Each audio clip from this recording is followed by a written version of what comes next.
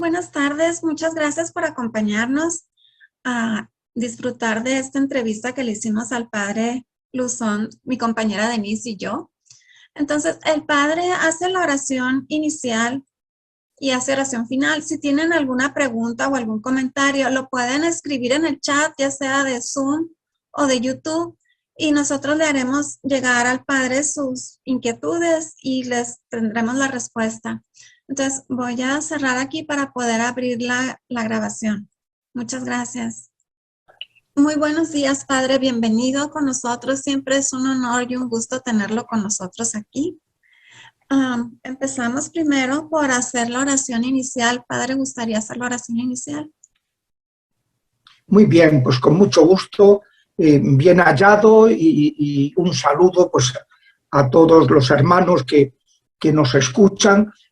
Vamos a comenzar pues, esta entrevista encomendándonos al Espíritu Santo. Ven, Espíritu Santo, llena nuestros corazones y enciende en ellos el fuego de tu amor. Envíanos, Señor, tu Espíritu y seremos recreados y renovarás la faz de la tierra. Oh Dios, que has iluminado los corazones de tus fieles con la luz del Espíritu Santo, concédenos con la fuerza de este mismo Espíritu saborear las cosas rectas y gozar de tus consuelos. Por Jesucristo, nuestro Señor. Amén. Gloria al Padre y al Hijo y al Espíritu Santo, como era en el principio, ahora y siempre, por los siglos de los siglos. Amén. Nos encomendamos a la Virgen Santísima y a su esposo virginal San José para que nos guíen en este encuentro, en esta entrevista. Muchas gracias, padre. Entonces, esta entrevista es acerca de lo que se comentó recientemente en un programa que se llama Que no te lo cuenten. Entonces, aquí vamos a enmarcar lo que es la sanación intergeneracional y lo que es la tradición de la Iglesia Católica. Entonces, empezamos con Denise. Denise, si gustas empezar con las preguntas. Padre, ¿cómo es que surge esta negación del padre Alcántara y del padre Fortea con lo relacionado al tema de la sanación intergeneracional? Bueno, eso se enmarca dentro de una corriente que hay en ciertos ambientes de la Iglesia que son están muy prevenidos respecto de todo lo carismático. Vamos a ver, en la Iglesia Católica hace 50 años se inició un movimiento que procede del movimiento pentecostal protestante, que es la renovación carismática católica. Este movimiento pues es un movimiento que está dando muchísimos frutos en muchos sitios, que está enseñando a la gente pues, a orar, a hacer oración de alabanza, sobre todo la importancia de alabar a Dios. Es un movimiento que está enseñando a tratar al Espíritu Santo, a abrirse a los carismas del Espíritu, etc. Pero que suscita mucha resistencia en diversos ambientes de iglesia. Yo eso lo he visto en diversas ocasiones de oponerse y de considerar, bueno, como la renovación ha sido aprobada por la Iglesia, no la combaten en directo porque Roma ha aprobado, ¿no?, ese movimiento y entonces no pueden hacerlo, pero sí que pues denigran y combaten distintas cosas. Entonces, yo a ese respecto, lo que sí quiero decir es que una cosa son excesos que se pueden producir en el ámbito de la renovación carismática, como en muchos movimientos de iglesia en los que hay también otros excesos que no son del caso, y otra cosa es tener una postura de no valorar la labor misionera que están realizando. Fíjense, cuando en el año 2007 dos conferencias episcopales se quejan ante Roma, la coreana y la francesa, se quejan ante Roma de ciertas cosas relativas a la sanación intergeneracional, Roma lo que hace es entrevistarse con los de la renovación carismática aclarar cosas, decir, vamos a estudiar esto, lo otro, y tener una postura totalmente diferente de la postura que adoptaron estas dos conferencias episcopales. Y cuando luego, 8 años después, la conferencia episcopal polaca vuelve a decir que, hombre, que no les gusta ciertas cosas, pues entonces en Roma no solo volvió a parar los pies y decir, no, no, esto no se va a condenar para nada, sino que además sacó un documento que es importantísimo y que yo creo que recoge lo que tiene que ser la actitud dentro de la Iglesia ante lo carismático, que se llama, lo sacó la Congregación para Doctrina de la Fe, que se llama Juvenescit Ecclesia. La Iglesia se rejuvenece cuando se acoplan, cuando se coordinan la jerarquía y los carismas. De hecho, los carismas los ha ido suscitando el Espíritu Santo para enriquecer la Iglesia a lo largo de su historia. Y la jerarquía ha ido supervisando, como es su misión. Obispo significa episcopein, significa supervisor. Tienen que supervisar que ese carisma esté en conformidad con la fe, con el Evangelio de Jesucristo. Pero entonces lo que dice la Iglesia es eso. La Iglesia necesita de los dos carismas, necesita de lo carismático y necesita de la jerarquía. Las dos cosas tienen que ir a la par, tienen que complementarse y no oponerse ni entrar en guerra. Y es por eso por lo que yo he querido hacer esas dos conferencias, una aclarando que las objeciones que esas conferencias episcopales y estos dos autores ponían al tema intergeneracional, pues que estaban mal planteadas. Y segundo, que la postura de la Iglesia es distinta, la postura oficial de la Iglesia, no de esas facciones concretas. Y segundo, que dentro de la tradición de la Iglesia, la sanación intergeneracional es un tema normal, aunque no se haya llamado con esos términos, pero es un tema totalmente presente en la tradición viva de la Iglesia. Pedir por los difuntos y la comunión que hay entre los difuntos, ¿no? Y los vivos, la comunión de los santos. Entonces, quería decir esto como introducción al tema. Padre, dicen que fue un misionero anglicano, médico terapeuta nacido en China, quien concluyó que existe una conexión entre ciertas enfermedades y las fuerzas del mal en los antepasados. ¿Qué significa esto? Vamos a ver, los que han tratado de denigrar el tema de la sanación intergeneracional dicen esto es una cosa nueva que se inventó un médico chino que además imbuido por las teosofías hinduistas que hablan de ese tipo de cosas y esto no tiene que ver nada con lo católico. Pues señor, una cosa es que este médico chino pues pusiera de moda en los ambientes pentecostales y presbiterianos, pusiera de moda ese tema, y otra cosa es que este tema sea una cosa que se haya inventado este médico chino. Para nada, esto es una cosa que pertenece a la tradición de la Iglesia. Y ese es uno de los errores de planteamiento que tienen estas distintas corrientes que se han opuesto a lo que es la oración de sanación de nuestros antepasados. Muy bien. Vuelvo a repetir.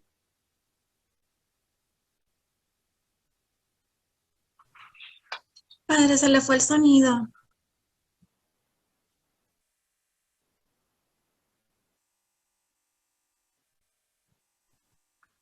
Padre, no lo escuchamos. Es que tienen mucho.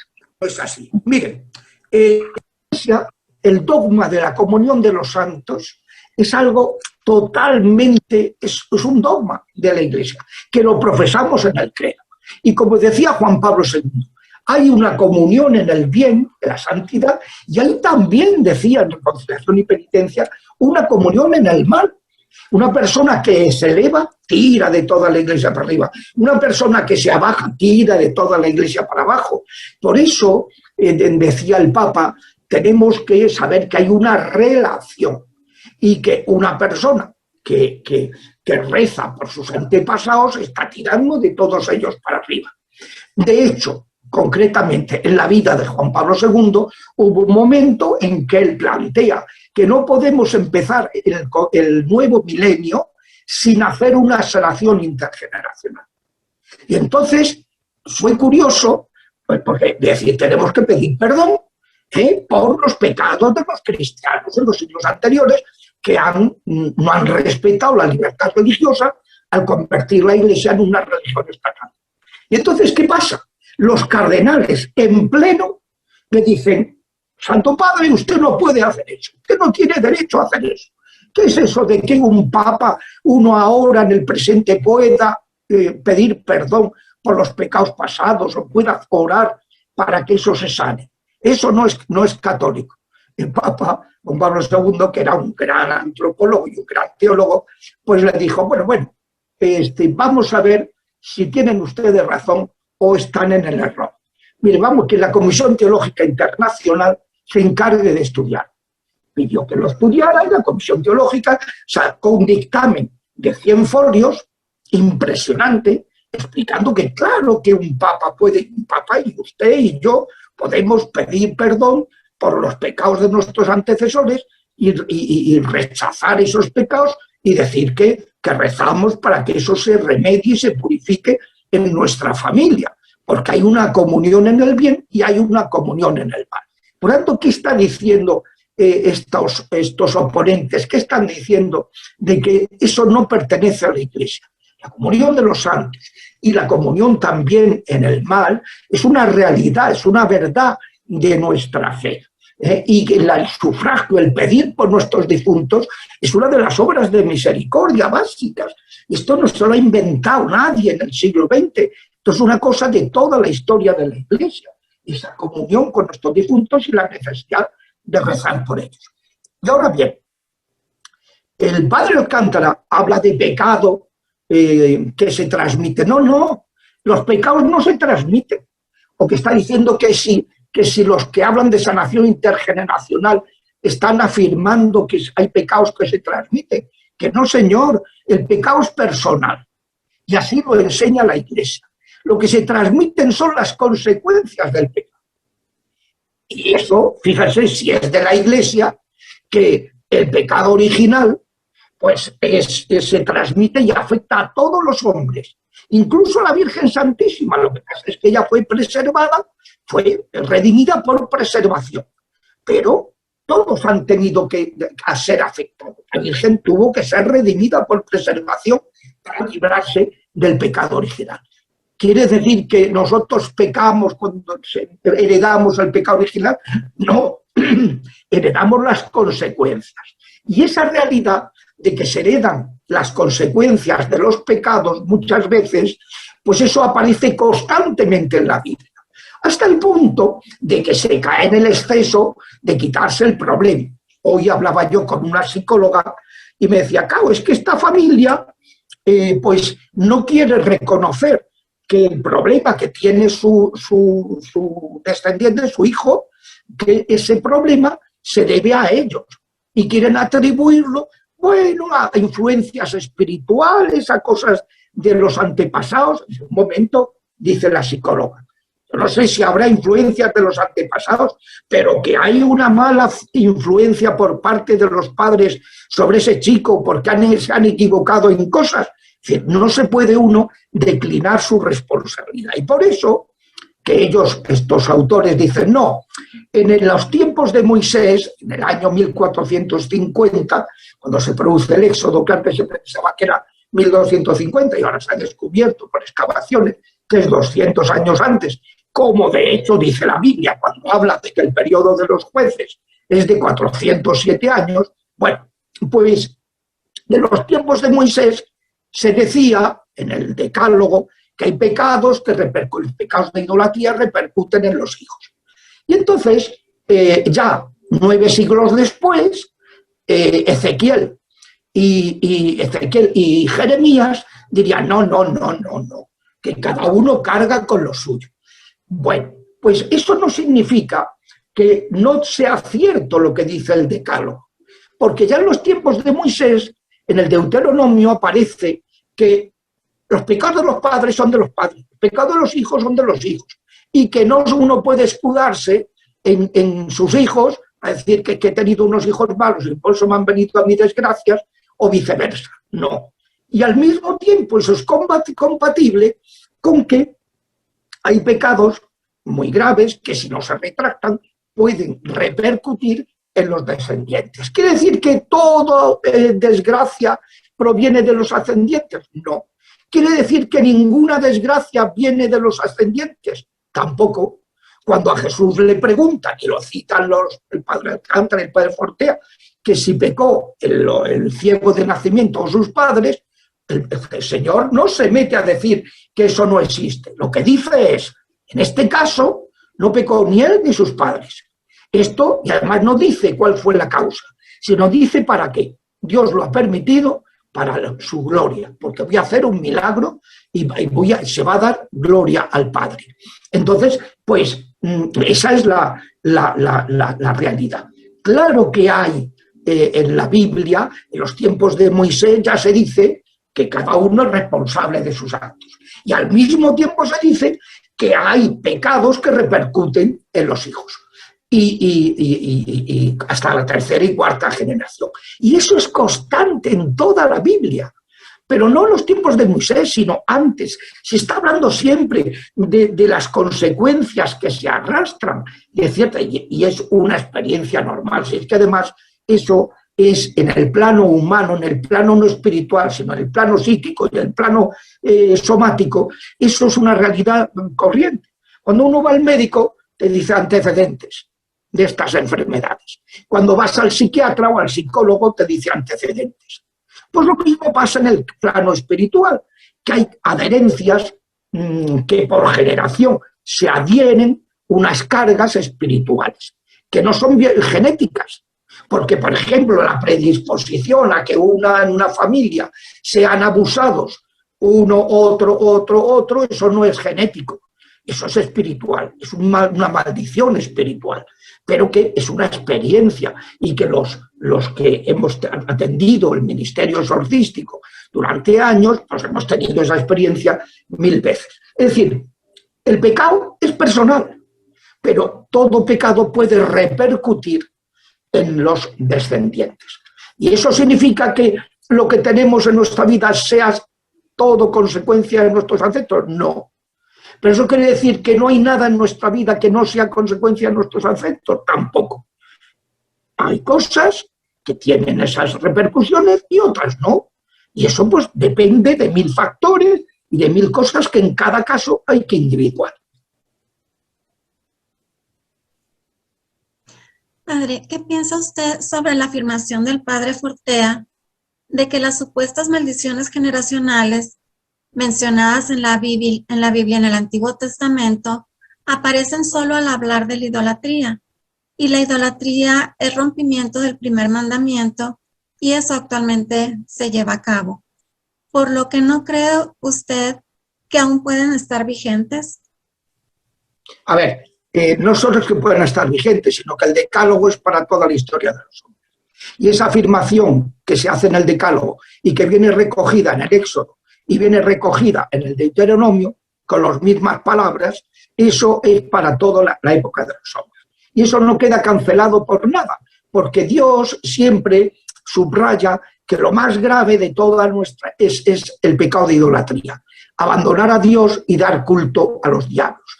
Y eso es lo más grave. Y que eso además tiene unas repercusiones gravísimas y que esto. El padre Fortea tiene la opinión de que dice, pero bueno, la verdad es que luego hay otros temas que efectivamente comprobamos que hay, o sea, que él mismo en su conferencia en Paraguay se desdice y dice que hay determinados temas en los que, a ver, y tratan los dos, Fortea y Alcántara, circunscribir al tiempo de Moisés y decir que luego 9 siglos después, ahora somos muy modernos y ya en el siglo V, siglo VI antes de Cristo, ya ahí se cancela eso. No, nadie ha cancelado el decálogo, jamás.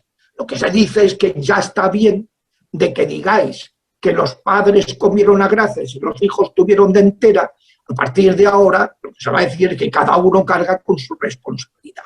Y se insiste en eso, ¿por qué? Porque el pueblo estaba en el exilio en Babilonia, pasándolas fatal, y entonces, pues como estaban pasando las canutas, pues todo el mundo se quitaba su responsabilidad.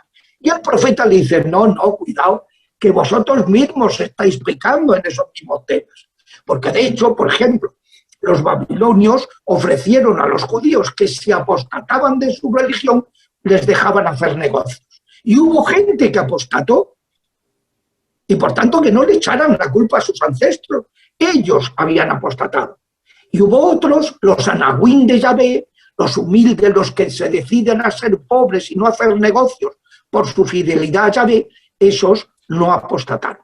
O sea, el profeta trata de subrayar la responsabilidad personal, que es totalmente compatible con que hay cosas que se heredan. Dice, eso es injusto, ¿qué va a ser injusto? A ver, yo heredo cosas positivas y cosas negativas. Y de la misma manera que de agradecer, pues tengo también que cargar con las consecuencias negativas de cosas que heredo de mis antepasados. Y eso es así en el plano somático de la medicina, es así en el plano psicológico de la psique, y es lo mismo en el plano espiritual, y lo comprobamos 1000 veces. Y por eso, pues todo lo que sea rezar para que las personas que cometieron eso y dieron lugar a eso se purifiquen, todo eso va a beneficiar a los descendientes, indudablemente, porque hay una comunión en el pecado, que es lo que dice la Biblia y lo que explicaba Juan Pablo II.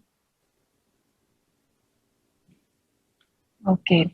Padre, muchas gracias. En el ámbito de lo carismático en la Iglesia, ¿qué es lo que se explica en la primera carta de los Corintios, capítulos 12, 13 y 14, y en qué se relaciona con la sanación intergeneracional? Bueno, en la Iglesia esos capítulos son como la carta magna sobre los carismas, pero que luego aparecen en los hechos de los apóstoles, en los relatos, en las cartas apostólicas, aparecen referencias a esos carismas. En el capítulo 12 se explican los carismas principales que se estaban dando en la Iglesia de Corinto. El don de la palabra de conocimiento, el don de inteligencia, el don de profecía, el don de lenguas, es decir, toda una serie de carismas al servicio de la comunidad. El don de interpretar las lenguas, y si todos tienen que tener todos, no, cada carisma es un don que se da al servicio de la comunidad, no te hace más santo, te hace que tengas una especial habilidad para algo concreto. Por eso en el siguiente capítulo San Pablo explica, ojo, el carisma no te santifica, y si tú no tienes la caridad, estás cosiendo con una aguja sin hilo, estás siendo una campana que retiñe, que suena, pero luego no queda nada. Estás perdiendo el tiempo. Sin caridad no soy nada. Porque el carisma de los carismas es la caridad. Es la caridad. Y luego, el capítulo 14, los que explica San Pablo, es que la jerarquía tiene que poner orden entre los carismas. Porque si no es el caos. Dice, si llega uno a una reunión y allí está todo el mundo hablando en lenguas y nadie se entera de nada, para pensar que estáis como un silbo, que estáis mal de la cabeza. Entonces, pues eso es lo que hay que poner orden, y ese carisma de poner orden es precisamente el de la jerarquía. ¿Qué significa la palabra jerarquía? Hieros, arge, poder, orden, sagrado. Orden sagrado, poner orden en lo sagrado. Esa es la misión de la jerarquía, supervisar. Y entonces, pues, eso es lo que explica San Pablo sobre los carismas en la Iglesia. La sanación, o sea, la sanación intergeneracional no es que sea ningún carisma, es una obra de misericordia. Es orar por los difuntos. Y los primeros beneficiados somos nosotros. Siempre hemos dicho, las ánimas del purgatorio son agradecidísimas. Y como tú les hagas un favor, te lo van a pagar, pero vamos, multiplicado por 1000. Y es verdad, son súper agradecidas cuando un suspiro que se haga por un alma del purgatorio, eso te lo va a retribuir, pero 1000 veces más. Y es verdad. Entonces, todo lo que hagamos para ayudar a nuestros antepasados a liberarse de sus cargas, de cosas que tienen ahí y que todavía se tienen que purificar, pues es un bien enorme. Padre, ¿nos pudiera explicar un poco por qué el imponer las manos sobre alguien está reservado solo a los padres de familia con sus hijos, para ponerlo solo a sus hijos y nadie más? Bueno, no solo eso, está reservado a los ministros. A ver, esa pregunta es uno de los temas que yo trato en esas conferencias, que efectivamente a veces hay excesos. ¿Y por qué esos? Uno de los yo suelo siempre que hablo a los carismáticos, siempre les recuerdo 2 cosas. Una, que la imprecación a los demonios, la oración de intercesión para liberar, esa imprecación directa a los demonios solo la puede hacer un ministro ordenado.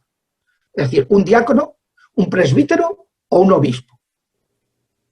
¿Por qué? Porque la Iglesia, teniendo en cuenta el capítulo 19 de los Hechos de los Apóstoles, en que estando Pablo en Éfeso, los 7 hijos de Esteban, judío, sumo sacerdote judío, iban exorcizando y se dieron cuenta el poder que tenía Pablo, el poder exorcístico, hasta el punto de que un pañuelo que había estado en contacto con Pablo se lo aplicaban a un poseído y se liberaba.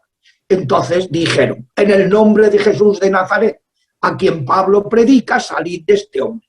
Y los demonios respondieron: sabemos quién es Jesús, sabemos quién es Pablo, pero vosotros quiénes sois, que no sois ministros. Y entonces se arrojó el demonio, se arrojó sobre ellos, los desnudó a todos y los apaleó.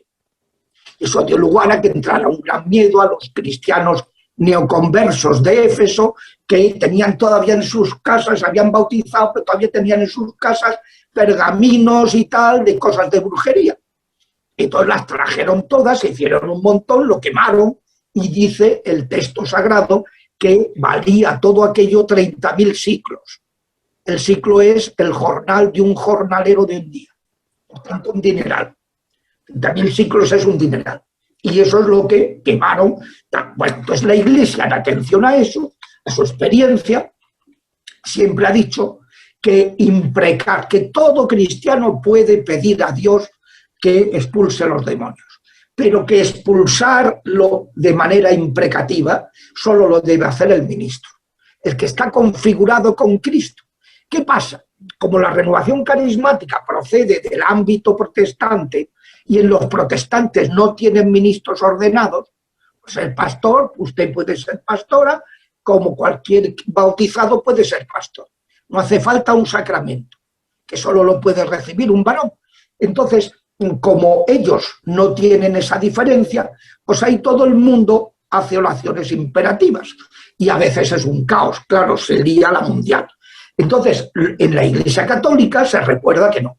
Y así, el cardenal Ratzinger, siendo prefecto de la Congregación para la Doctrina de la Fe, el día de San Miguel, San Gabriel y San Rafael del año 1985, escribió a todos los ordinarios de la Iglesia recordando las normas relativas al exorcismo. ¿Por qué a los ordinarios? Porque quien tiene la responsabilidad en materia exorcística no son los superiores religiosos, no son los superiores de movimientos de la Iglesia, son los ordinarios del lugar, los obispos del lugar. Son los que tienen la responsabilidad. Y les escribe diciendo que se han enterado de que hay reuniones en que laicos imprecan a los demonios. Yo, por el poder de la sangre de Jesús, un laico, te ato, te reprendo, te sentencio, te ordeno que te vayas. Eso lo puedo hacer yo, y lo puede hacer un obispo, y lo puede hacer un diácono, pero no lo puede hacer un laico. Los laicos tienen que hacer oraciones deprecativas, quiero decir.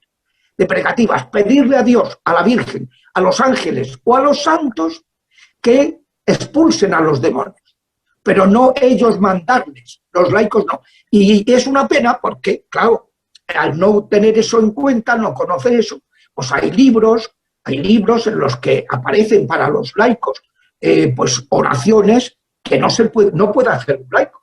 Hay que traducirla. Yo siempre le digo, mira, si agarras el libro del padre Sisley, que es una maravilla, tienes que traducir todas las oraciones imperativas y ponerla en forma deprecativa, porque eso es para sacerdotes y diáconos, pero no para un laico. Lo mismo, el libro del padre Josefo, pero lo mismo, tiene multitud de oraciones imprecativas y que no se debe hacer un laico.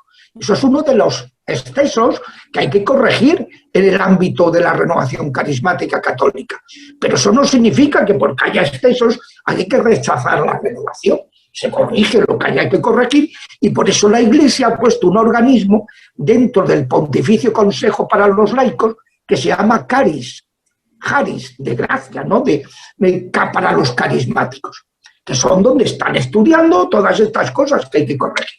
Bueno, pues de la misma manera, voy a la pregunta que me acaba de hacer, que no debe hacer un laico oraciones imperativas, imprecativas a los demonios, tampoco debe imponer las manos cualquiera. Y eso es una cosa que pasa, más una reunión carismática y todo el mundo impone manos a todo el mundo. Y eso no puede ser, porque lo que transmite cada uno es lo que lleva dentro. Y te pueden meter, y que de hecho sucede, o sea, hay muchísima gente que te viene, pues mire, he estado tal, me han impuesto las manos y me he puesto malísimo o malísima. Y claro, ¿por qué? Pues porque hay que imponer las manos los ministros ordenados. Un ministro ordenado, que no esté en doble vida, cuando impone las manos es Cristo quien actúa. Mientras que cuando un laico las impone, no. Depende de su nivel de santidad. ¿Y quién me dice a mí que ese señor? Entonces, salvo los padres respecto de sus hijos, que por ley natural sí tienen esa autoridad para bendecir a sus hijos y ponerle las manos, y los ministros en la Iglesia, que tanto en el Antiguo Testamento que les imponían las manos eran los levitas y los sacerdotes. Eran los sacerdotes, eran los que tenían autoridad sobre el pueblo de Dios. Pues salvo ellos, y lo mismo en el Nuevo Testamento, pues eso sí, que puede haber excepciones, claro. Por ejemplo, ¿quiénes han sido de las mejores exorcistas de la historia?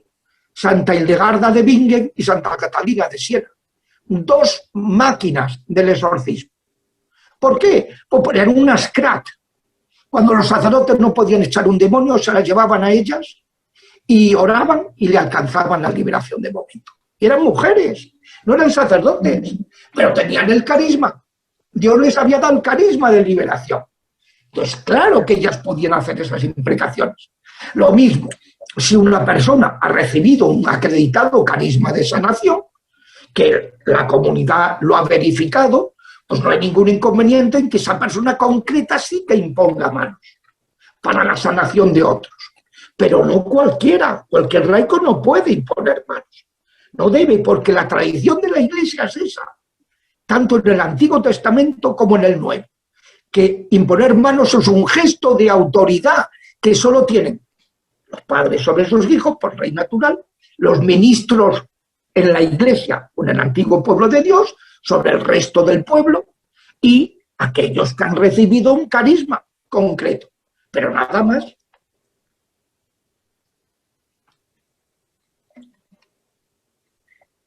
Muy bien. Padre, ¿qué hay de lo referente al tema de los fantasmas y la renovación carismática? Bueno, eso no es un tema específico de la renovación carismática, sino que es un tema de la Iglesia. A ver, en el ritual hay dos rituales recientes, uno de 1614 y otro de 1998. El ritual de 1614 ofrece 3 exorcismos. En el segundo dice, te exorcizo todo espíritu inmundo, coma, todo fantasma, coma. O sea, está reconociendo que además de haber a veces en los lugares o las personas influencias de los espíritus inmundos, de los ángeles caídos, de los demonios, diablos, ¿no? Que son siempre muchos, que la gente habla del diablo, ¿qué es del diablo? Los diablos. Entonces, son la tercera parte, dice el Apocalipsis, de los ángeles caídos, de los ángeles criados. Bueno, pues que además de eso, También hay a veces presencias de gente que no son condenados, que también pueden haberlas, ¿eh? O sea, a veces los brujos invocan antepasados que están en el infierno de esa persona para dañarlo, aprovechando la proximidad. Entonces, pues puede haber una presencia perturbadora muy parecida a la de los demonios, aunque uno se da cuenta, si tiene experiencia, que no es un demonio, sino que es un condenado. Pero luego están gente que no tiene nada de condenada, gente que reza, que le pides que reza, que le pides que reconozca a Dios como Dios, a Jesucristo como el Hijo de Dios, y lo hace sin ningún problema. Gente que le echas agua bendita y es como un bálsamo. Tú le echas a un demonio agua bendita y sale zumbando. No puede, se quema como en las llamas del infierno. En cambio, un alma de un difunto que tenga conexión con los vivos, pues ese alma, echas agua bendita y está en la gloria. Y no odian. No. Otra cosa es que como todavía tienen una presencia de las consecuencias de sus pecados, pues no tienen paz y pueden perturbar. Pero que es una perturbación distinta de esos otros ataques que lo que buscan es el mal de las personas. Entonces, ¿cómo se produce eso? Porque vamos a ver, yo siempre digo lo de las películas del oeste, que disparan a uno, ¡pam!, y dice el que lo ha matado: los muertos no hablan. Pues no, hay muertos que sí que hablan. ¿Y cómo se puede producir eso si los muertos no hablan? Muertos no hablan cuando se han encauzado en su purificación. Entonces ya están en el mundo de los muertos. Pero si un muerto no ha aceptado su muerte porque ha tenido un accidente, porque tenía cosas pendientes, porque está pegado al mundo de los vivos, por lo que sea, si no acepta que ha muerto, pues puede estar todavía con un apegamiento al mundo de los vivos. Y entonces, ¿con quiénes conecta? Con aquellos de los vivos que tienen conexión con los muertos, que es lo que se llama la mediumnidad. La mediumnidad es una propiedad que afecta a algunas personas vivas que han sido atacadas por los espíritus de muerte, los demonios de muerte, o bien en el embarazo, estuvieron a punto de morirse, o bien en el parto, o bien de niños, o bien en su vida, que han tenido ataques diversos de los espíritus de muerte. Y eso les crea una conexión con los muertos. A los muertos hay que dejarlos descansar, no hay que invocarlos, porque eso no lo quiere Dios. Pero hay muertos que están en un estado de confusión, por eso se les llama almas perdidas, están perdidos, no saben dónde están, han sido juzgados por Dios. Dios sabe que su corazón está abierto a la misericordia y los ha salvado, pero todavía ellos no saben ni que están salvados, ni que están en el purgatorio, en el estadio más bajo del purgatorio, que es un estadio de oscuridad, y que no saben ni dónde están. Entonces hay que rezar por ellos. Yo me he encontrado, los exorcistas, cuando hemos ejercido el ministerio, nos hemos encontrado con muchísimos difuntos. El padre Amor, que fue exorcista muchos años, tuvo el error de durante unos años pensar que eso era un engaño de los diablos. Dice, no, esos son demonios que están engañando. Pero llegó un momento en que su experiencia, que era elevadísima, y los testimonios de otra gente que le escribió, se corrigió. Lo que pasa es que los exorcistas italianos, que han sido muy dependientes de lo que él dijo en esos momentos, luego muchos de ellos no han conocido su rectificación y siguen pensando que eso no existe. Pero no es así. El padre Amor lo reconoció y dijo que claro, que existían y que no tenía nada que ver un alma del purgatorio con un diablo y que reaccionan de maneras totalmente distintas. Entonces lo que hay que hacer es rezar por ellos. Hay testimonios de santos, hay testimonios muchísimos. Yo en el libro de las 6 puertas, en el libro de las 6 puertas, pues dedico un capítulo, un apartado, al hablar del discernimiento, hablando de las almas perdidas. Y entonces, pues cito, por ejemplo, testimonios de gente que han recogido testimonios, que han tenido experiencia. Y se citan aquí muchos testimonios muy acreditados, especialmente el de Eugenia von der Leyen, que es una princesa alemana de la primera mitad del siglo XX, de María Simma, etc. Pero luego cito en la nota 25 los testimonios de santos. Desde el año 180, con Santa Perpetua, San Gregorio Magno, San Pedro Damiani, San Estanislao de Cracovia, San Nicolás de Tolentino, estamos ya en 1305, Santa Catalina de Génova, siglo XV, Santa Teresa de Jesús, siglo XVI, Santa Margarita María de Alacoque, siglo XVII, Santa Crescencia de Jos, siglo XVIII, la Beata Ana Catalina Emmerich, siglo XVIII-XIX, la Beata Isabel Canon Mora, siglo XVIII-XIX, Santa Gema de Galgani, siglo XIX, comienzos del XX, Santa Faustina Kowalska, siglo XX, y San Pío de Pietrelcina, siglo XX. Todos estos santos dan testimonio de sus experiencias con las almas perdidas. Entonces, pues es una realidad que es muy bonita porque se les puede ayudar mucho. El misterio exorcístico lo que se hace es combinarlas a que en lugar de perturbar a los vivos se encaucen en su purgación. Y lo que hay que hacer es rezar rosarios y ofrecer misas y desaparecen todos los fenómenos raros. O sea, a veces es que en esta casa hay aquí un señor monta, se encienden y se apagan los electrodomésticos, se oyen ruidos, me han empujado para despertarme y tal. Claro, lo que están pidiéndote es que rece por ellas.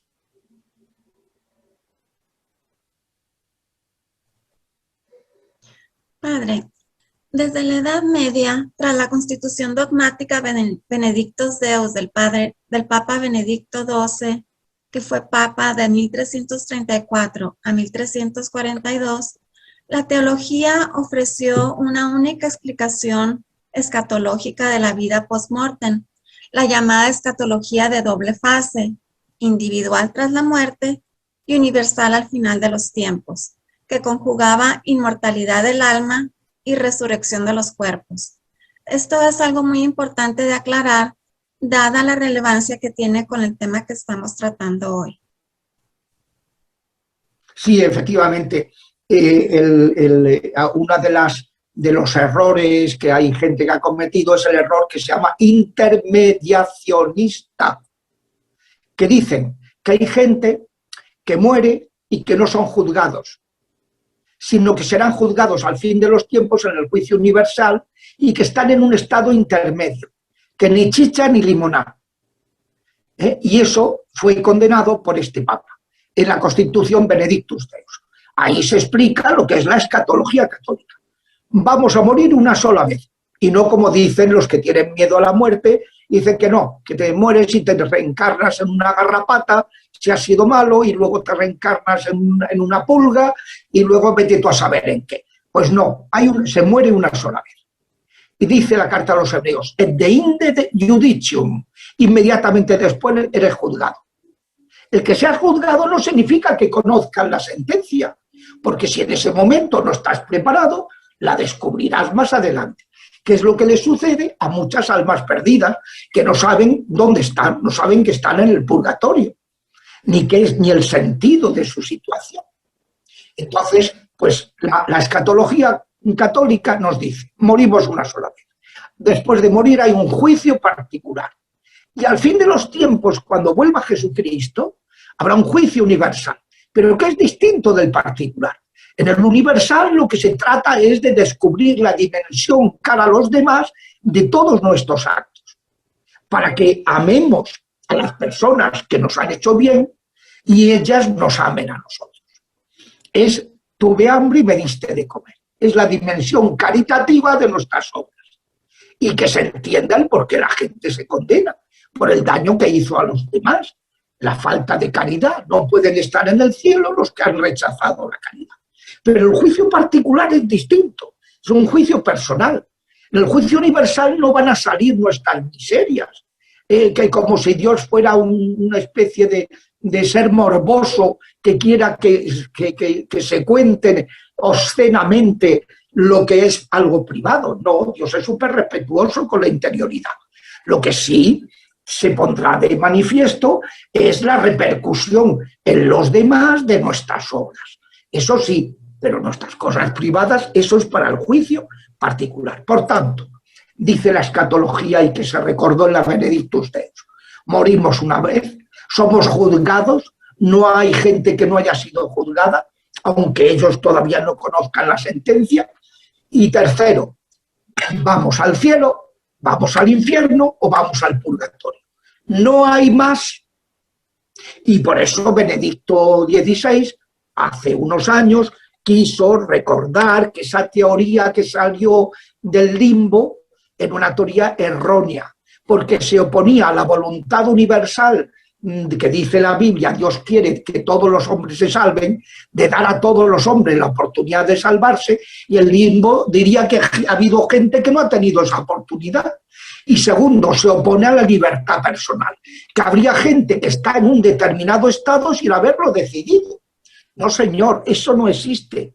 Lo que nos dice la fe es que todo el mundo va a tener esa oportunidad de salvarse y que cada uno se salvará o se condenará por su libertad personal. Entonces, pues eso es lo que estableció en esa Constitución Benedictus Deus en el siglo XIV. Gracias. Padre, en el año 2007 hubo 2 conferencias episcopales, la coreana y la francesa, y en el 2015 la polaca, que rechazaron la sanción intergeneracional. ¿Qué nos podía platicar al respecto? Yo entiendo las posturas, pero son posturas que no son acertadas, como de hecho Roma no las aprobó y no las respaldó. Lo primero que hay que decir es que Roma no respaldó a esas conferencias episcopales. Cuando ellas denunciaron ante Roma lo que le parecían excesos de la renovación carismática. Y entre esas cosas denunciaron la sanación intergeneracional por parecerles que era algo horrible. Pues no, Roma no les hizo caso, no los respaldó. Hombre, no los condenó, pues está feo, pues que tal, pero no los respaldó. Lo que hizo fue una postura totalmente distinta, como ya he apuntado hace un rato. Es decir, la conferencia episcopal coreana, hubo un obispo que fue invitado a una reunión de la renovación carismática. Allí vio que estos hacían invocaciones, ancestros, a no sé qué, mezclando lo que es lo católico con creencias ancestrales, pero que no es de la renovación carismática, sino que es de los coreanos. Y entonces, pues claro, se escandalizó y dijo, esto es un horror. Y tal. Y entonces lo comentó en la conferencia episcopal y la conferencia sacó una nota diciendo que a ver qué es esto, que lo que es el pecado personal, que el pecado no se transmite, que a ver qué es esto y tal. Bueno, en el caso de la conferencia francesa, estamos hablando del año 2007, lo que dijo fue que habían estudiado el tema y que los psicólogos, peritos psicólogos, yo digo, bueno, vamos a ver, está muy bien que los peritos psicólogos digan las cosas, pero aquí quien tiene que dictaminar sobre la fe son los obispos y no los peritos psicólogos. Que los peritos psicólogos decían que esta práctica puede inducir a la gente a declinar su responsabilidad personal. Pues claro que sí, como de hecho sucedió en el siglo VI, cuando los judíos estaban en Babilonia y le echaban toda la culpa de sus desgracias a sus ancestros. Y Ezequiel tuvo que decirles que a partir de ahora no vayáis diciendo los padres comieron a graces, los hijos tienen dentera. Cada uno tendrá la dentera de lo suyo. Entonces, pues, estos los psicólogos decían, ¿existe ese riesgo? Sí, bueno, pero que exista ese riesgo cuando hay un exceso. Si se explica bien, no tiene por qué darse ese peligro. Entonces, pues, luego también la conferencia francesa pues habló de que si se podía pervertir el concepto de pecado original, de no sé qué cosa, en la que no es así, y por motivo por el que no es así, que puede darse, claro que se puede dar, claro que hay excesos, claro que hay reuniones de la renovación carismática donde de pronto pues hay una persona que hizo una tontería. Oiga, pues como hay en otras muchas reuniones. Si no quiero empezar a mencionar ni reuniones de estos, de los otros o los demás allá. No, pues no se trata aquí de acusar a nadie. Pero que hay excesos en todas partes. En mi parroquia, empezando por mi parroquia, nos ha fastidiado. En todas partes somos humanos Y como decía, en las conferencias cuaresmales que hemos tenido en la parroquia, la primera la dio el vicario de la Caridad en la diócesis. Y dijo, Cristo, más que elegir 12 apóstoles, eligió 12 desastres. 12 desastres. Es decir, 12 personas desastrosas que, bueno, pues que nos consuelan, ¿no? Ver que no solamente nosotros somos un desastre en la Iglesia, sino que también los primeros escogidos por el Señor, pues también tenían muchas cosas que dejaban que desear, ¿no? Entonces, pues ese es el punto. Que la conferencia francesa también planteó unas objeciones y Roma lo que hizo fue hablar con los superiores de la renovación carismática, aclararon los términos, que se hicieran las cosas adecuadamente y ya está. Y no hubo ninguna declaración por parte de Roma en contra y ningún respaldo a estas dos conferencias episcopales. Pasa el tiempo y los polacos, los obispos polacos, vuelven a plantear el problema que si el concepto del pecado original, que se podría confundir y tal y cual. Entonces Roma vuelve a hacer exactamente lo mismo. Aclara con los interesados lo que hubiera que aclarar y saca unos meses después, el día de Pentecostés del año 2016, saca la Juvenesit Ecclesia, ese documento precioso en el que recuerda, ya está bien de acusar a los carismáticos. Vamos a enriquecerlos con sus valores y con sus cosas, como decía el arcipreste del arciprestado anterior, que estuvo en un seminario de fusión en el espíritu y venía totalmente impactado, diciendo, bueno, a mí me ha servido a mi vocación sacerdotal este seminario muchísimo estos días. Estaba feliz el hombre porque había redescubierto lo que es la acción del Espíritu Santo a través del ministerio sacerdotal. Bueno, lo que quería decir es que Roma, en lugar de apoyar a la conferencia polaca, no la apoyó, sino que además sacó un documento diciendo que lo que tenemos que hacer es aprovechar todo lo positivo que los que han recuperado, ¿no?, la importancia del Espíritu Santo en la Iglesia, pues que están recordando a todo el resto del pueblo de Dios.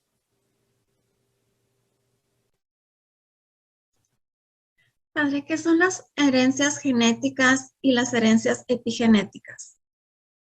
Cuando uno va al médico, te pregunta por las herencias genéticas somáticas. Ya saben que el cuerpo tiene dos planos. Plano somático, lo biológico, y plano psíquico. Entonces, cuando tú vas al médico, vas a un internista o a uno de digestivo y te dice, a ver, antecedentes en su familia. Yo, por ejemplo, cuando voy a la Seguridad Social, en el volante me ponen riesgo de cáncer de esto, porque mi madre murió de ese cáncer. ¿Vale? Y cuando a mí, por ejemplo, me operaron hace 2 años de un cáncer, pues tenía 2 hermanos. En ese momento uno de ellos no se sabía, pero luego dio la cara que también tenía ese cáncer. Pues pero mi hermano mayor, había tenido ese cáncer unos años antes. Y entonces el médico le dio mucha importancia. Claro, porque dice, esto está genéticamente presente en esta familia, una predisposición a este tipo de cáncer. Bueno, pues esas son cargas genéticas. Luego está en el plano también corpóreo, que también se transmiten por los genes de tipo psicológico. Uno va al psicólogo, va al psiquiatra y te pregunta, a ver, antecedentes.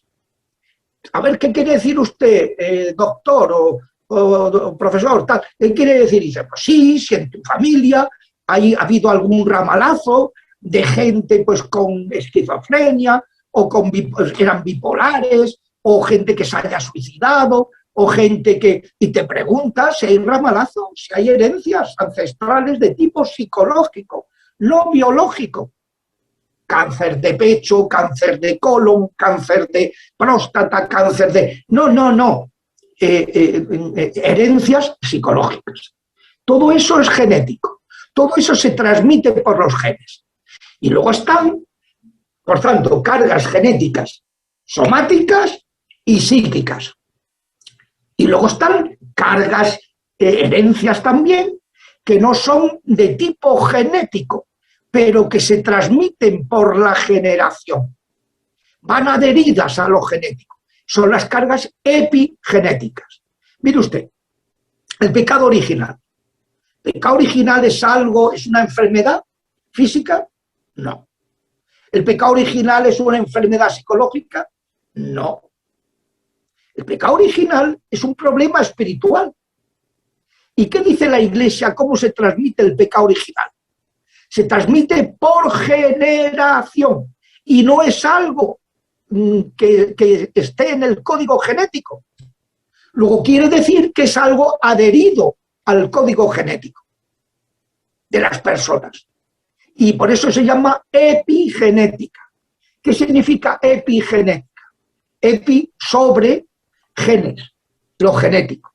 Estás sobre lo genético, no es genético, no es corpóreo, no es una carga corpórea, sino que va adherida a la transmisión de los genes. Esas son las cargas epigenéticas. Y pongo un ejemplo, yo lo pongo siempre porque es muy evidente.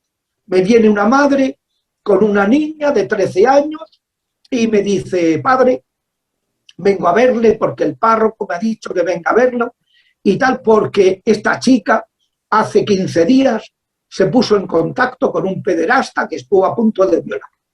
Digo: mire, señora, si su hija es tonta y se ha metido en las redes y se ha puesto en este riesgo, pues hija, eso no tiene que ver con el exorcista. Oiga, que yo estoy para otras cosas.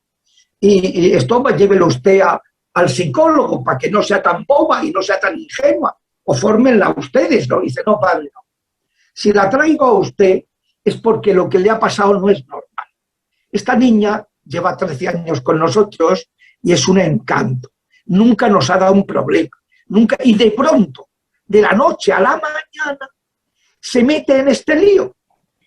Entonces, esto no nos parece normal. Y por eso pensamos que es paranormal. Y por eso hemos venido a verlo a usted, que es el exorcista, en la diócesis. Yo era en aquel momento, ahora no soy exorcista. Entonces, pues, primera pregunta que le hago a la madre. ¿Le puedo hacer una pregunta? Sí, padre. Pues se la voy a hacer. ¿Usted ha sido abusada?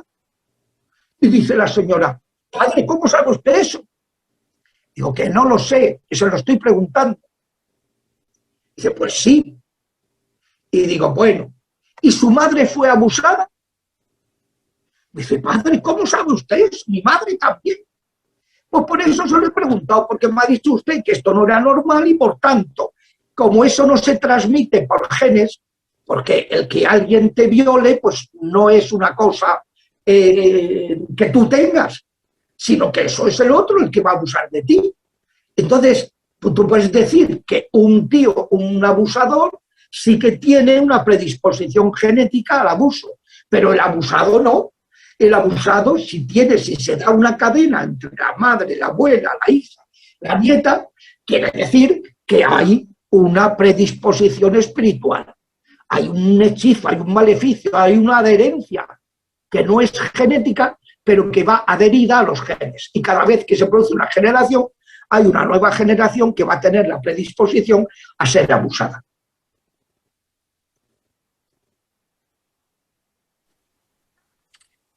Padre, el bautismo y la confesión perdonan los pecados. ¿Qué hay entonces de las herencias intergeneracionales? Porque es que el pecado no se transmite. O sea, el bautismo y la confesión los perdona el bautismo, nuestros pecados personales y el pecado original. O sea, las consecuencias del pecado de nuestros primeros padres. Ese estado de no ser hijos de Dios y nos hace hijos de Dios. Y la confesión nos libera de nuestros pecados personales. Pero las herencias intergeneracionales no son pecados. Son cargas que recibimos de nuestros ancestros y que no son pecados, cuando no tienen que ver nada con el bautismo y la confesión, sino que son cosas que hay que liberar con la oración. Vamos a ver, yo le voy a poner un ejemplo. Usted habrá estado en algún bautismo recientemente y se habrá dado cuenta de que el cura, antes de echar las aguas al adulto o al bebé, le hace un exorcismo menor. Lo unge con óleo en el pecho y le exorciza con una oración de exorcismo. ¿Por qué? Si el bautismo ya liberara de las herencias, no, es que eso son cosas que no son pecados.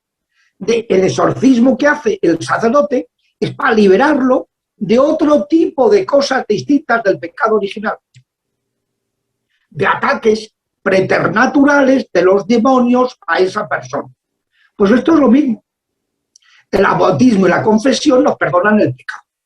La oración de liberación nos libera de las consecuencias del pecado. Y cuando uno se confiesa, si tú te confiesas y te mueres, ¿vas directamente al cielo? No. Si tienes que purificarte y hacer penitencia, tendrás que pasar por el purgatorio. Porque la confesión no te perdona todas las consecuencias de tus pecados, sino solo los pecados y una parte de esas consecuencias. Entonces, es la oración de liberación la que se recibe, no para perdonar ningún pecado, sino para liberarse de las consecuencias de los pecados que hayamos recibido, pecados de otros que hayamos recibido. Entonces, ¿cuál es la diferencia en el pecado original y las consecuencias del pecado de Adán y de Eva? Pues total, el pecado original es un acto personal de Adán y Eva que desobedecen a Dios, que lo rechazan, y el pecado y lo que se transmite, las consecuencias del pecado original, lo que se llama, lo que he sido profesor de esta materia, he explicado muchos años toda esta doctrina del pecado original, pues soy profesor de antropología teológica, que es la disciplina donde esto se enseña, pues está el pecado original originante, que es lo que cometieron Adán y Eva, y el pecado original originado, las consecuencias. Resulta que los hijos de Adán y Eva ya no son inmortales. Los hijos de Adán y Eva ya no tienen el perfecto sometimiento, la integridad de su naturaleza. Los hijos de Adán y Eva, entre los que nos encontramos, tienen enfermedades, no tienen una naturaleza íntegra. Los hijos de Adán y Eva empiezan a pelearse unos con otros, no están en armonía. Los hijos de Adán y Eva ya no tienen el pleno dominio de la creación como tenían Adán y Eva. Es decir, las consecuencias, el estado en que nosotros nacemos, careciendo de unos dones que habían recibido Adán y Eva, es lo que se llama el pecado original originado o consecuencias del pecado original de nuestros primeros padres, que es lo que se suele llamar pecado original originante.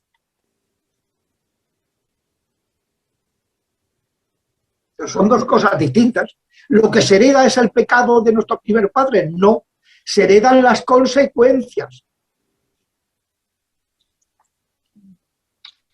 Padre, en el libro del Éxodo y en el Deuteronomio se enuncia el decálogo, se menciona el primer mandamiento y dice: soy un Dios que no deja sin castigo la iniquidad de los padres en los hijos hasta la tercera y cuarta generación. ¿Nos podría ampliar un poco acerca de esto? Sí, vamos a ver, en la escritura, cuando Dios revela el decálogo, quiso subrayar, y por eso Moisés, tanto en el enunciado que les da en el Éxodo, como luego cuando va a morir y les quiere recordar el decálogo, en ese discurso triple, 3 discursos que dio en las estepas de Moab a los judíos antes de subir al monte Nebo para entregar su alma a Dios, pues Moisés quiso decirles que Dios había subrayado la gravedad del primer mandamiento, del pecado contra el primer mandamiento. Es curioso, tengo un vídeo en que digo, ¿cómo confesarnos del primer mandamiento? ¿Por qué? Porque yo lo que noto es que cuando vamos a confesarnos, nos confesamos de muchas cosas menos del primero, que es el principal. y el más importante, y los pecados más graves, y sin embargo no le damos importancia. Bueno, pues Dios sí se la da. Y por eso, así como los demás pecados, bueno, en el primer mandamiento de la segunda tabla, es honrar padre y madre, también se dice algo parecido, pero en clave positiva, así como en el primer mandamiento de la primera tabla, que es no adorarás a otros dioses, amarás a Dios sobre todas las cosas. Se hace una maldición para el que no lo respete. En el primer mandamiento de la segunda tabla, que es honrarás a tu padre y a tu madre, dice, y si lo haces, serás bendecido por muchas generaciones. O sea, da quiere subrayar. En las dos tablas hay un mandamiento que es el principal. En la primera tabla, el primero. En la segunda tabla, el cuarto mandamiento. Entonces, la primera tabla, pues Dios recuerda que soy un Dios celoso, que no admito que tengáis otros dioses, otros amantes, que adulteréis con otros dioses, y castigo el pecado de los padres en los hijos hasta la tercera y cuarta generación.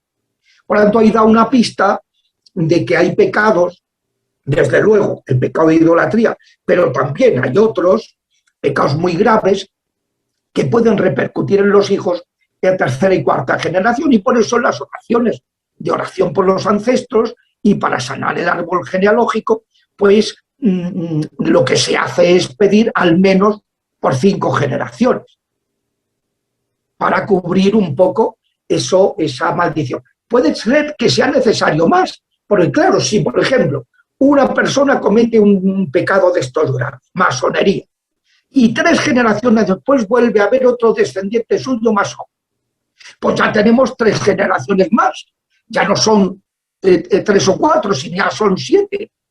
Y si luego hay otro que también vuelve a ser masón, pues ya tenemos otras generaciones más, 3 o 4 generaciones más. Es decir, en eso hay que ir viendo, se va orando, se va descubriendo si hay que rezar un poquito más, hay que elevarse a más generaciones o es suficiente con lo que hemos rezado. Padre, entonces, las herencias intergeneracionales son consecuencias de los pecados ancestrales. El Padre Fortea dice que estamos protegidos, pues que con los sacramentos de confesión no tenemos que preocuparnos. Ya nos gustaría que fuera como dice el Padre Fortea, que es muy benévolo y dice, bueno, esto ya estamos protegidos. Eso es puro buenismo, ¿eh? No es así. No es así porque la Biblia lo dice en sentido contrario. No es así porque en toda la historia de la Iglesia y del Antiguo Testamento es constante la mención de las consecuencias gravísimas que tienen determinados pecados. Cuando se habla de la idolatría, cuando el diluvio universal por haberse apartado, cuando le cae un meteorito a Sodoma y Gomorra, que ahí está por el pecado de sodomía, que la práctica homosexual, ¿no? Que ahí está el Mar Muerto como testimonio de ello, cuando se produce la Torre de Babel, que tenían un dominio tecnológico brutal, estaban construyendo unos figuras de estos enormes y se dividieron y entonces perdieron toda esa tecnología con la que querían elevarse hasta el cielo por sus propias fuerzas, y así sucesivamente, y lo mismo en la historia de la Iglesia. O sea que eso es una constante repetida, que esa realidad de las consecuencias en los descendientes de determinados pecados muy graves. Claro. Un adulterio, un abuso sexual, un aborto, entonces que arruinar a una familia, el pecado de alcoholismo que tiene unas consecuencias y que destruyes a toda tu familia, a todos tus hijos y todo. Bueno, hay cosas que tienen unas repercusiones no solo humanas, sino luego espirituales en los descendientes, y hay que rezar, que es el antídoto que nos propone la Iglesia, orar por vivos y difuntos. Padre, cuando una persona tiene problemas que parecen ser psicológicos, ¿cómo podrían ellos ayudarse a saber si es psicológico o es algo espiritual? Bueno, yo lo que suelo recomendar siempre es, el ser humano tiene 3 niveles. Todos los problemas que tenemos hay que examinar si tiene algún componente somático, algún componente psicológico y algún componente espiritual.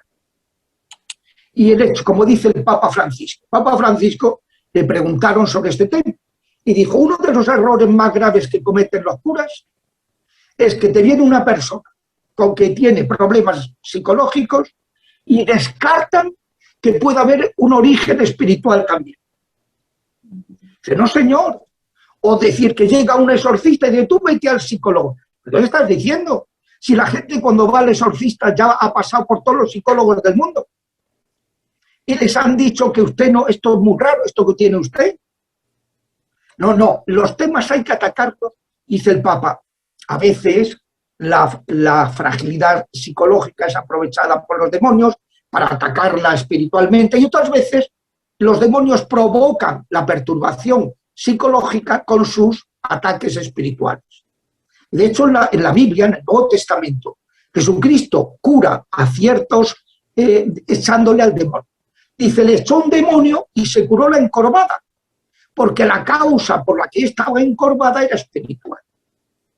Y así, pues pasa en diversas sanaciones que hizo Jesucristo, que el origen era espiritual. A ver, que haya algo psicológico no excluye que pueda haber también una herencia ancestral o algo espiritual. No lo excluye. Y hay que atacar los dos temas. Entonces, cada uno zapatero a sus zapatos. Me acuerdo cuando el Papa mandó una carta a todos los obispos pidiendo que por favor pusieran exorcistas, que estaban hartos en Roma de recibir quejas de obispos que no tenían exorcista y no atendía a la gente. Y entonces, en Cataluña, que es una región de España, pues hubo los obispos catalanes, que ahora hay exorcistas en todas las diócesis catalanas, nombraron a varios exorcistas. Y entonces se enteró la televisión catalana y dijeron, ascolti, a ver si es que ahora va a asistir el demonio. Y entonces decidieron hacer un programa sobre el tema. Y en esa televisión trabajaba el marido de una sobrina mía. Y entonces le dijo, bueno, mi mujer es sobrina de un sacerdote que ha sido exorcista muchos años y tal, y que entonces, pues que pues si quieren, yo puedo contactarles para que les eche una mano, y me llamaron. Entonces, cuando voy a intervenir, me pusieron en teléfono y estaba escuchando a un psiquiatra, que un hombre muy antirreligioso y que decía unos disparates tremendos. Entonces, cuando me empieza a entrevistar a mí, le dijo, mire, señor periodista, ¿me va a permitir que antes de que usted empiece a disparar, yo quiero aclarar una cosa? No soporto el intrusismo profesional. Y me dice el periodista, ascolti, ¿qué quiere usted decir? Digo, pues mire usted, zapatero a tus zapatos. Ese señor psiquiatra que estaba hablando ha estado diciendo unos disparates de cuestiones espirituales que ha demostrado que las desconoce, diciendo que estos son problemas de desdoblamiento de personalidad. Mire, si una persona vomita por su boca una masa de barro tamaño calabacín, ¿cómo lo interpreta ese psiquiatra? Si una mujer echa por sus partes 2 bolitas de gusanos vivos al día siguiente de casarse, ¿cómo lo interpreta su psiquiatra? Dice, ascolti, si se pone usted así, y digo, no me pongo de ninguna manera, es que ese señor hable de psiquiatría, pero que no se meta en el ámbito espiritual del que no sabe nada. Y ahora pregúnteme usted lo que quiera, una vez hecha esta aclaración.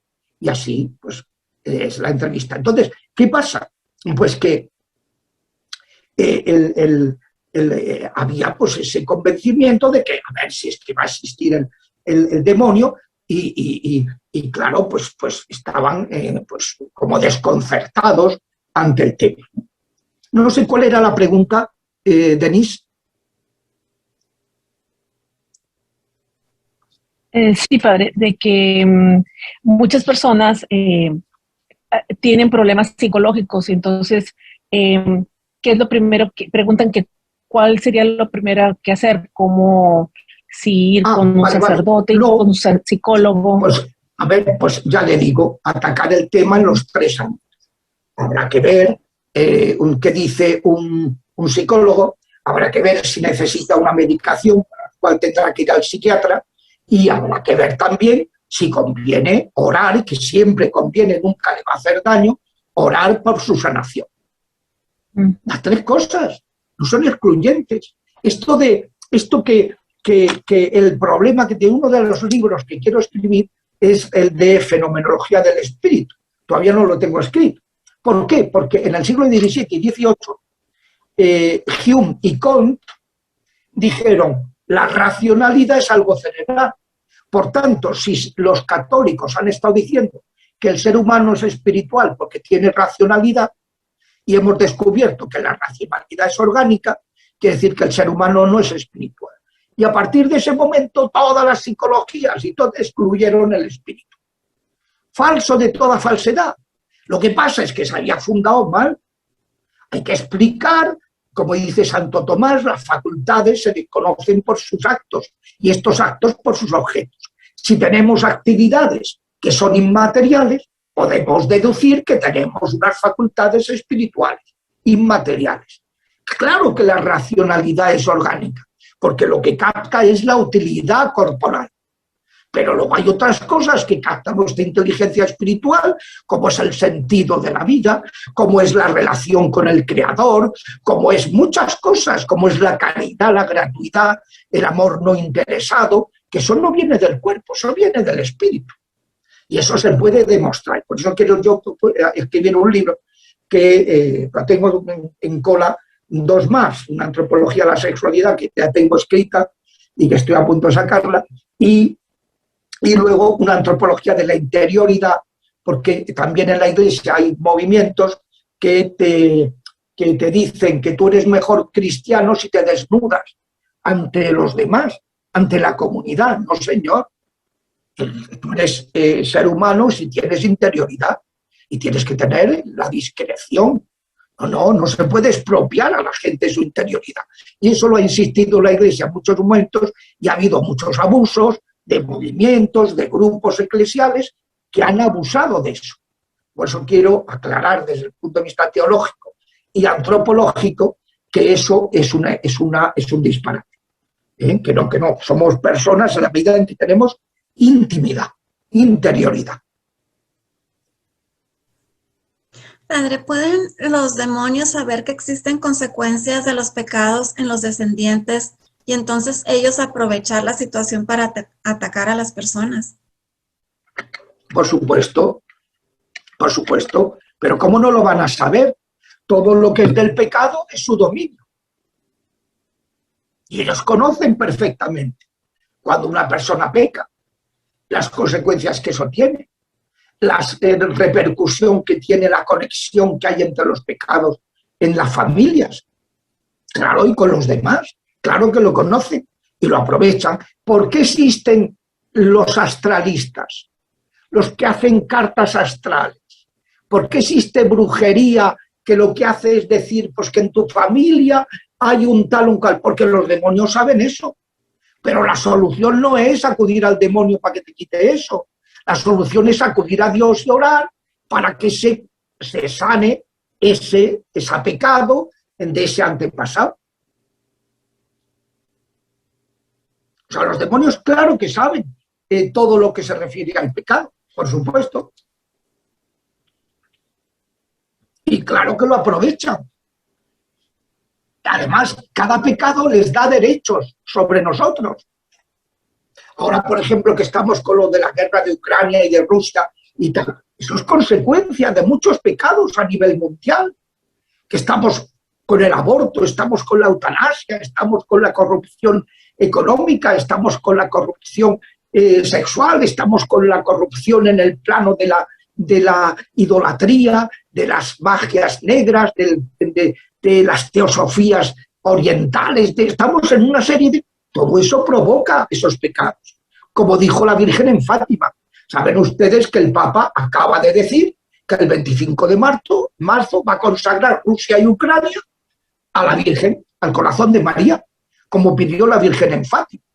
¿Por qué? Porque la paz es obra de la justicia y la guerra es obra de la injusticia. Y eso lo saben los demonios. Y los demonios lo aprovechan para destruir a los hombres. No hay cosa que les divierta más que hacernos daño. ¿Por qué? Pues porque ellos están amargados y no soportan que seamos felices. Padre, por ejemplo, si una persona que cometió pecados de los cuales no se arrepintió y no hizo ningún acto de reparación, ¿estos pecados llegan a su descendencia de alguna manera? ¿Y cómo pudieran esas personas de haber hecho algo que hicieran, las consecuencias de sus pecados solo quedaran en ellos y no en su descendencia? Hombre, no es que sea matemático que cualquier pecado que cometamos y que no nos hayamos arrepentido repercuta en la, pero puede suceder, como de hecho aparece constantemente en la Biblia. Entonces, si la persona se arrepiente, ya se corta. Si la persona se arrepiente, se corta. Por eso, cuando oramos por nuestros difuntos, para que se purifiquen de todas las cosas que se hayan salvado, para que se purifiquen de todas las cosas negativas, estamos cortando esas herencias. Y cuando se reza por pecados cometidos por un difunto que está condenado, lo que hacemos es cortar también la repercusión. Ese no se arrepiente, pero cortamos la repercusión de ese pecado en sus descendientes. Por eso es tan importante. Y por eso esa comunión en el bien y en el mal es importante tenerla en cuenta, como decía Juan Pablo II. ¿Qué pasó cuando Juan Pablo II quiso hacer un acto de petición de perdón por los pecados de los cristianos en el pasado? Que el Papa lo propuso, los cardenales dijeron que no, el Papa dijo que lo estudie la Comisión Teológica, porque eso era un acto de sanación intergeneracional. Y los cardenales decían que no, como estas personas que atacan la sanación intergeneracional. El Papa hizo que lo estudiara la Comisión Teológica y la Comisión Teológica sacó un dictamen diciendo que eso era totalmente católico. Y el Papa hizo el acto, vaya que sí lo hizo. El primer domingo de Cuaresma del año 2000 organizó el acto de petición de perdón por los pecados de la Iglesia en el pasado. Si alguien de nuestros antepasados está en el infierno y pues nosotros no podemos saber cómo liberarnos de las consecuencias de los pecados que nosotros no conocemos. Cuando una persona está en el purgatorio, con la oración se le ayuda a arrepentirse y a quitar las consecuencias. Y cuando una persona está en el infierno, no se le puede ayudar a arrepentirse, pero sí se cortan las consecuencias. Muchas gracias por su apoyo, muchas gracias por esta entrevista y si nos pudiera dar una bendición. Con mucho gusto.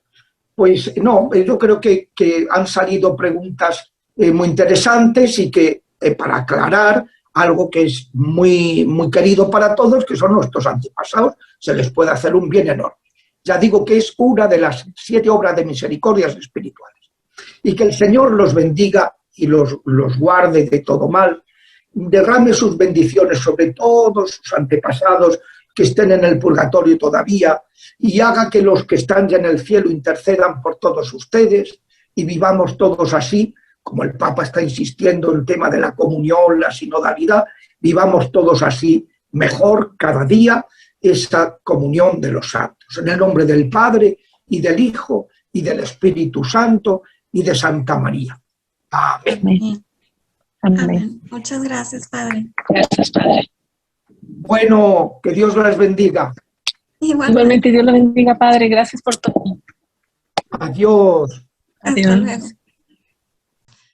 Bueno, pues muchísimas gracias por habernos acompañado.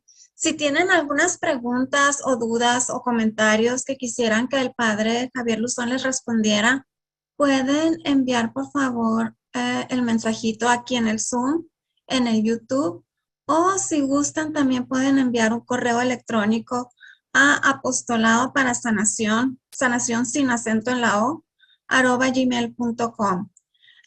Y pues muchas gracias por habernos acompañado. Los queremos invitar este domingo a la paraliturgia de sanación de las 6 puertas, que es a las 11 de la mañana, hora de la Ciudad de México. A las 8 de la mañana, el Padre Gabriel Panduro Muñoz está celebrando la misa y la está transmitiendo por Facebook en la página del apostolado, apostolado en línea para la sanación de las familias y sus linajes. Y el próximo miércoles tendremos con nosotros al predicador católico Memo López con el tema efectos de las oraciones de sanación y liberación. Esa plática será a las 8:30 de la noche, hora de la Ciudad de México. Va a ser 1 hora y media más tarde de lo usual. Muchísimas gracias, los esperamos. Y ya saben, si tienen preguntas, por favor, ponerlas aquí en el Zoom, ponerlas o pueden mandar un correo electrónico. Muchas gracias. ¿Un comentario que quieras agregar, Denise? No, muchísimas gracias. Gracias, Marisa. Gracias a todos. Muchas gracias. Que Dios los bendiga, que tengan una muy bendecida noche.